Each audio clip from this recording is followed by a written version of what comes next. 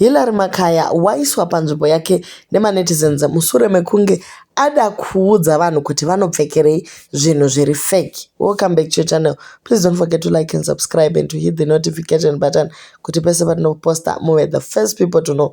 Back to our story. Hilary Makaya audza vanhu kuti please stop wearing Cartier bracelets and Van Cleef bracelets. Hamusode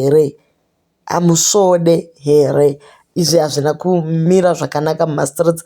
Vanhu vamutsamwira vakati aiwa, we are living within our means, hatizi tese takagona zvechihure. Nhai ndo zvakakupa kundoita fourth wife nekuda OG bracelets here. So zvabva zvangobuda pachena kuti vanhu vane nhamo dzavo dzavari kutorwisa. Vana Hilary vakagona kushandisa maturuzi avo kuti vagone kunoita fourth wife kuti vawane original. Chimwe chiri kuitika ndechekuti mukadzi waHolly 10 ndiye anga akapfeka bracelet, saka zviri kuratidza kuti hazvina kubata Hilary Makaya zvakanaka, achibva ada kungomudhisa kumuratidza kuti bracelet rako ndere fake. But anyway, manetizens ari kuti iwewe haukwanisi kutiudza zvekurarama tichiita nekuti iwewe uri kundoumburudzwa uri number 4, 5 kana 7.